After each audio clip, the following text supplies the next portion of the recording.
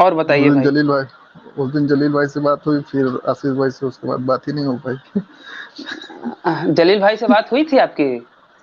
और क्या, वो सब मैं ही तो बात कर रहा था ना आपसे, वो क्या बोलते हैं, मिडिल उडिल तक चला गया था मैं बात करते करते।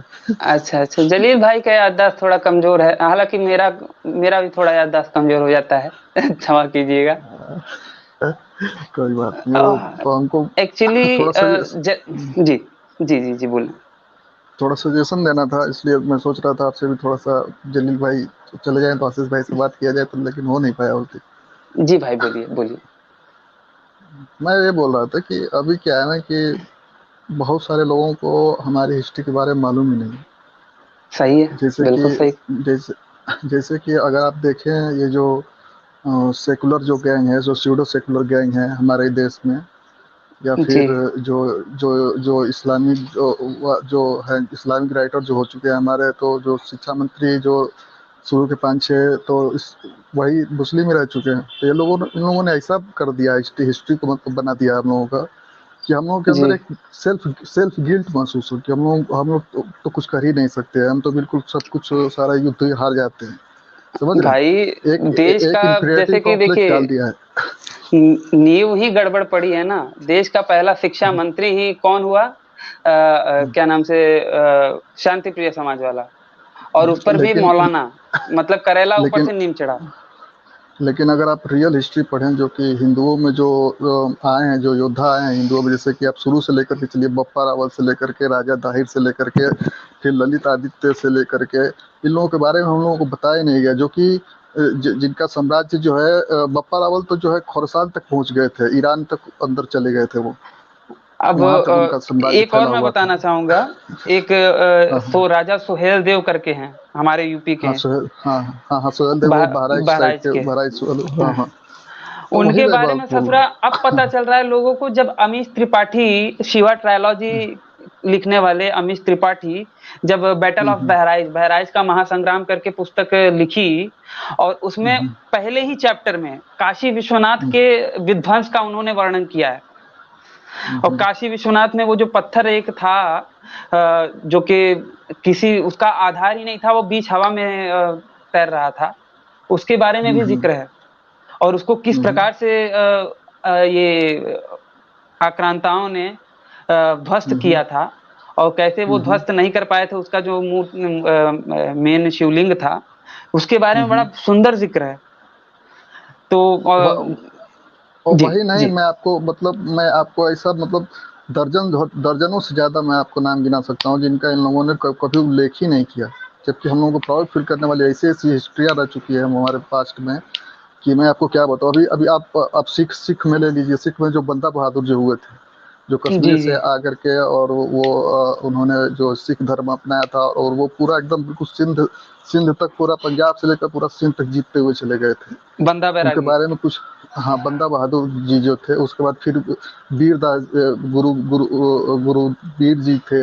ठीक है, तो ऐसे ऐसे बहुत सारे हुए हैं, रंजीत सिंह जी महाराज जी जो थे, फिर उनके चार चार पुत्र थे। तो इन सब बारे में हम लोगों को, ज्यादातर लोगों को कुछ आइडिया ही नहीं रहता।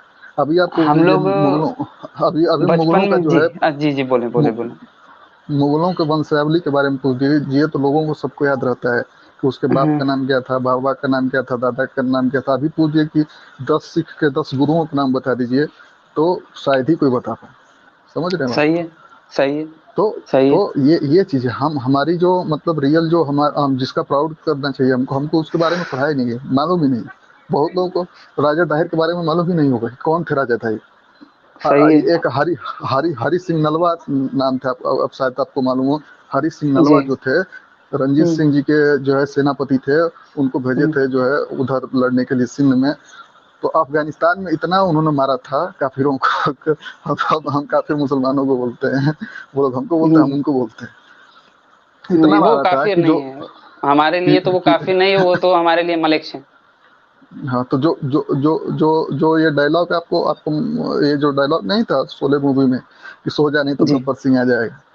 तो जी वो उनके डायलॉग से लिया गया था। वहां पे लोग बोलते थे कि वो जो मुसलमान की जो औरतें थे, बच्चों को सुलाने के लिए बोलते थे कि सो जा नहीं तो हरी सिंह नलवा आ जाएगा, तो वहां से डायलॉग लेकर के मूवी में डाला गया, जबकि हमको हरी सिंह नलवा के बारे में बहुत लोगों को मालूम ही नहीं होगा। हरि कौन थे सिंह हरी सिंह नलवा के नलवा? बारे में सबसे ज्यादा लोग किससे जानते हैं पता है? एक हाँ गाना है, मेरे देश की धरती सोना उगले उगले हाँ, हीरे उसमें मोती। भी है। हाँ, उसमें भी रंगहरा जिक्र है। उसमें हरि सिंह नलवा नलवा का नाम है। उसी से वो लोग हाँ हाँ जानते हैं कि हरि सिंह नलवा नाम के कोई व्यक्ति होंगे जो कि महान थे हाँ या हाँ। फिर महान विभूति थे। लेकिन उससे ज्यादा मुझे नहीं लगता कि पंजाब प्रांत के अलावा कोई और जानता होगा विशेषकर। नहीं, पंजाब में भी बहुत लोगों को नहीं मालूम होगा। अगर मालूम होता तो वो लोग हाँ, आज से क्रिश्चियनिटी नहीं अपना रहे होते। अगर मालूम होता ना तो आज क्रिश्चियनिटी नहीं अपना रहे होते। अगर जीवन को अगर मालूम होता कि हमारे जो पूर्वज कितने सेक्रीफाइस कर चुके हैं हमारे धर्म को बचाने के लिए, तो लोग ऐसी हरकतें नहीं कर रहे होते आज। वैसे एक सभी मित्रों से कहना चाहूंगा कि अगर कोई जुड़ना चाहते हैं लाइव में तो डिस्क्रिप्शन में लिंक दिया हुआ है, वो उससे जुड़ सकते हैं, ठीक है। और कहना चाहूंगा भाई आपसे, K2O ही आपको बुलाऊं चलेगा? K2O हाँ, कुछ भी या फिर बुलाइए, वो सब चलेगा। साइको? साइको भाई कहता कुछ भी। हूँ, साइको। तो ठीक है भाई, कोई बोल दीजिए, कोई बात नहीं। हाँ, तो बात यह है साइको भाई, जैसे हम लोग मैं कक्षा 7 में यहाँ यूपी से ही पढ़ा हूँ। सात सात से हम्म, पहले मैं मुंबई में ही पढ़ता था, मुंबई में ही हम्म, रहता था। बचपन मेरा मुंबई में ही बीता है, 7 तक, 6 तक हम्म, पढ़ाई मैंने मुंबई में ही की है। फिर उसके बाद मैं यहाँ गांव में आ गया था, और 7 हम्म, से फिर ग्रेजुएशन मैंने यहाँ पे ही किया। तो यहाँ हम्म, पे गांव में हम लोगों को हम्म, पढ़ाया जाता था। एक हमारी किताब, नैतिक शिक्षा की किताबों के आधार पे एक किताब आती थी, भारत की महान हम्म, विभूतियां, ठीक है। हम्म, हम्म, उसमें हिंदुओं से ज्यादा, ठीक है, हम्म, ये मलिक राजाओं का वर्णन था। ये महान, फलाना महान, ढिमकाना महान, सारे सभी लोग महान। और एक ये इन लोगों को पढ़ के देखिए, बचपन का जो समय होता है वो चीजों को हम्म, ऑब्जर्व करता है, ठीक है, चीजों को भी हम्म, सीखता है। वो ये नहीं हम्म। सीखता कि भैया क्या गलत है और क्या सही है। बचपन में जो होता है, जो महान विभूतियां तो आप छोड़ दीजिए, एनसीईआरटी तक में था। अभी अभी जो हटाया गया ना सिलेबस, उसमें जो है जी 11th या 10th की जो एनसीईआरटी है, जिसमें कि वार्डन किया गया था कि औरंगजेब जो है कुछ दान देता था मंदिरों को, मतलब वो रिन्यूअल उनको कराने के लिए, मंदिरों का रिन्यूअल कराने के लिए। तो वही हाँ, सब जो है कूड़ा कबाड़ा इस बार थोड़ा सा हटाया गया है।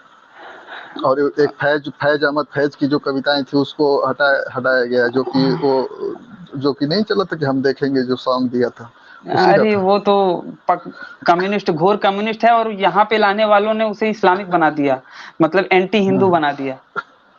हाँ, वही चीज। तो और उस पे तो मैंने और हालांकि पूरा वीडियो बनाया है, एक वीडियो बनाया है फैज अहमद फैज की कविता के ऊपर, विश्लेषण किया है उसका। हम्म, हम्म। जी, जी बोले। और लोग होता क्या है ना, मैं अक्सर देखता हूँ, मतलब मेरा तो बहुत सारा होता है, मतलब जो मलेच्छ लोग हैं मेरा बहुत ज्यादा डिबेट होता है। अब मतलब बिल्कुल वो सब तुरंत गर्म हो जाते हैं मेरे ऊपर। और मैं हिंदुओं में एक चीज देखता हूँ कि उनको पॉइंट ही नहीं मिल पाता है, जिसे वो लोग बताने लगते हैं कि हमारे पूर्वजों ने 800 साल राज किया, जबकि जबकि जबकि हमको वो लोग गिल्ट कराने के लिए बोलते हैं, जबकि वो शर्म तो उनको आनी चाहिए कि हाँ, जिसने जिसने उनको कन्वर्ट किया, आज आज उन्हीं उसी को वो लोग हीरो मान रहे हैं। और आप ये समझ याद रहे हो बात को? रखिएगा, ये याद रखिएगा, कभी भी वो कहे हाँ ना कि हमारे हाँ हाँ पूर्वजों ने, हमारे राजाओं ने, मुगल राजाओं ने तुम पर राज किया, हिंदुओं पर राज किया, तो कहिए कि हम्म, भैया हिंदुओं पे राज नहीं किया था, जो आज मुसलमान है ना, हाँ हाँ। उन पे राज वो, किया वो था। हाँ, तभी तो कन्वर्ट, वही बात कर रहा हूँ कि मतलब उनको सेम उनका शर्म आनी चाहिए कि जो जिसने उनको कन्वर्ट किया उसी को आज वो लोग हीरो मान रहे हैं। हम तो भाई फिर भी अब इतने संपन्न थे कि हम जजिया वगैरह दे के कैसे भी करके अपने धर्म, अपने जनेऊ, अपने हाँ शास्त्रों की रक्षा कर रहे थे, अपने संस्कृति की रक्षा कर रहे थे। नहीं तो हाँ देखिए, हाँ, मेसोपोटामिया से लेके ये मिस्र की सभ्यता सभी सभी नष्ट हो गई, लेकिन भारत में कुछ तो दम होगा। जबकि भारत के लिए तो हदीसें भी आ गई थी कि भैया मेरी उम्मत के दो जमात होंगे जिनको के जहन्नुम की आग नहीं छुपाएगी। एक वो जो मोहम्मद साहब उनके साथ होंगे, ईसा इब्ने मरियम के साथ, और दूसरे जो हिंदुस्तान के गजवा में शामिल होंगे। मिस्र के बारे में तो मोहम्मद साहब ने ऐसा कुछ नहीं कहा था, बाकी सारी सभ्यताओं के बारे में नहीं कहा था, लेकिन हिंदू देश के बारे में जो आर्यावर्त है या फिर जो भारत है, उसके बारे में, हिंदुस्तान के बारे में उन्होंने इस तरीके का हदीस अपने जीवन काल में बोला था, तो सोचिए कितनी बड़ी महत्वाकांक्षा रही होगी इन मलिक समाजों की। लेकिन फिर भी कुछ तो हमारे पूर्वजों में दम था कि बाकी सारी सभ्यताएं नष्ट हो गई, लेकिन आज भी हमने अपनी सभ्यता को, अपने संस्कृति को जिंदा रखा है। आप राम पुनिया का कोट किए थे, मैं उसका जा करके वीडियो देखा था, मैं उसको अभी नहीं, मतलब हमारे हाथ से छड़ा अरे था, उसका वो मैं वीडियो ससुरा देखा। एकदम जी। उसका मैं देखा, वो यही बात बोलता है कि अगर मतलब उसको मैं बता रहा हूँ, अगर मेरे सामने होता ना, मैं उसको धराशायी कर देता। मतलब बोल रहा है कि अगर अगर 800 साल तक मुगलों ने अत्याचार किया होता तो अभी तक कैसे हिंदू बचे हुए। अरे भाई साहब, तूने जो है एनसीईआरटी में कुछ मतलब बच्चों को पढ़ाया ही नहीं हिंदुओं के बारे में। इतने सारे हमारे मतलब दर्जन, मतलब कई दर्जन जो है राजा हुए जिन्होंने फाइट किया। आपको मालूम है जब 7वीं सेंचुरी में जब उधर से मोहम्मद बिन कासिम आया, ठीक है, उसने पहले राजा दाहिर को हराया, उसके बाद भुप्पा रावल ने इतना खदेड़ के उसको मारा कि 400 साल तक फिर कोई आक्रमण करने नहीं आया। इतना दहशत बना करके रखा था। तीस तीस और तीस ये तीस लोग तीस सबसे 500 साल भाई, ये 500, 400 नहीं, 500 साल। हाँ वही जी। 400 500 साल। और 30 अरब अरब की औरतों से तो उन्होंने शादी कर रखी थी।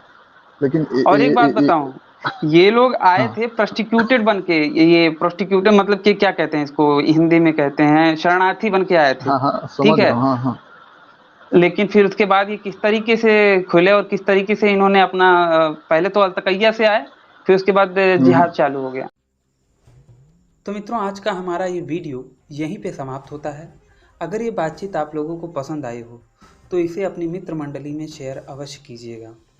मित्रों, जैसा कि आप लोग जानते हैं कि हमारा पिछला चैनल आशीष चौरसिया कुछ जिहादी तत्वों के द्वारा डिलीट करवा दिया गया था, इसीलिए अपने इस नए चैनल वैचारिक मंथन को सब्सक्राइब अवश्य करें। इस वीडियो को अंत तक देखने के लिए आप सबका बहुत बहुत धन्यवाद। नमस्ते जी, जय श्री राम, जय माँ भारती।